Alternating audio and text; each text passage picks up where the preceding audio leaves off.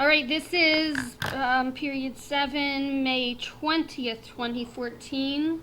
Today we are doing period of tangent. Everybody in this room knows that they are being recorded. What you see right now is one cycle of tangent.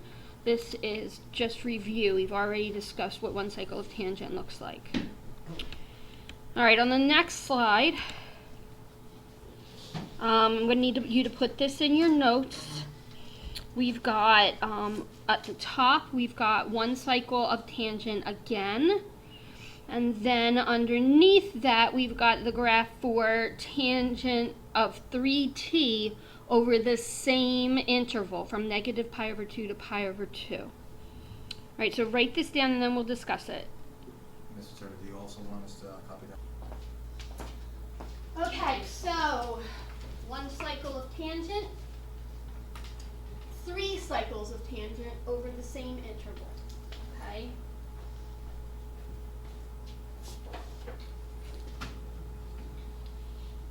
What's the difference between negative pi over 2 and pi over 2?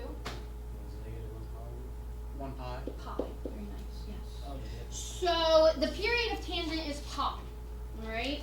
So if over the interval of pi, we've got 3 cycles, what is the period of one cycle?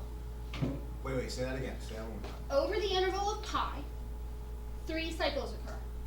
What is the period of one cycle? So 3 happens. Pi. Pi is for 3 of them. Oh, How many is for 1? What did you just Pi over 3. Pi over 2. Pi over 3, very nice. You go, Jared. I don't even know how you came up with that answer. Because there's 3. Yeah, pi is pi for 3 cycles.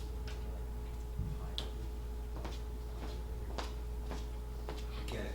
Get it? Thank you. Okay, so here we've got the same exercise. The top is again tangent. Now this is over a different interval. This is over negative pi to positive pi. All right. How many cycles do you see in the top graph? Wait, 3. No, try again. 2. Here's 2. That's right. Here we've got 1, then we've got a half plus a half. So there's 2 cycles. Okay. All right. So now the second function is tangent of t over 2 over the same interval. All right. Write that down, and then we'll discuss it again. Okay. So second equation, tangent of t over 2. What is the period of one cycle? Pi over 2. Is it going to be the same one as before? No. Pi over 2. No, it's not. Okay. It's not pi over 2. No. Take a look at this. Look at the graph. It's happening between negative pi and pi. Well, what's the distance between negative pi and pi? 2 pi, that's right. Oh, you guys are so awesome. You have to make me learn. Okay, so now there's a formula for that, so you don't have to visualize the graph when you're coming up with that. So now that's what you're going to see next. We're going to look at the formula. All right, so write this down. This explains how to find the period of tangent. So you got a dirty mind. We're recording. Okay, anyway, the period of tangent is pi over b. Okay, so here, problem number 1, they're asking us to determine the period. We're going to use the formula to determine it, but I've provided for you some graphs to help you visualize what that means. Okay, so write down the first problem, and then we'll calculate the period together.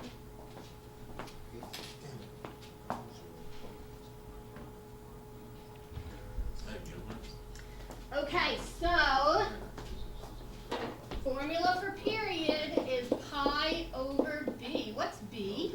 B is isn't that like the height thing or something like that? For this problem, Andre, what is b? Oh, I'm so sorry. It's 5.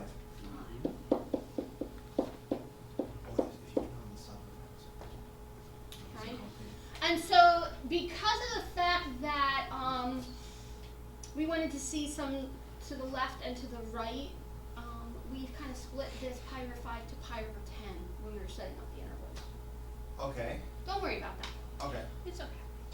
All right, for problem number 2, we've got pi over what? What's b? 3.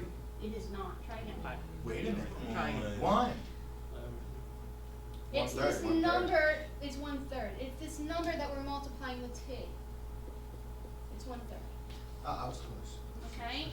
So how do you divide by a fraction? Multiply by the reciprocal. Multiply by the reciprocal. So this is Yes. equal to pi times 3, which is 3 pi. So here we've got one cycle between half of 3 pi, that's negative 3 pi over 2, and positive 3 pi over 2. Half's on the left, half is on the right. And that's all we have to do? Yes.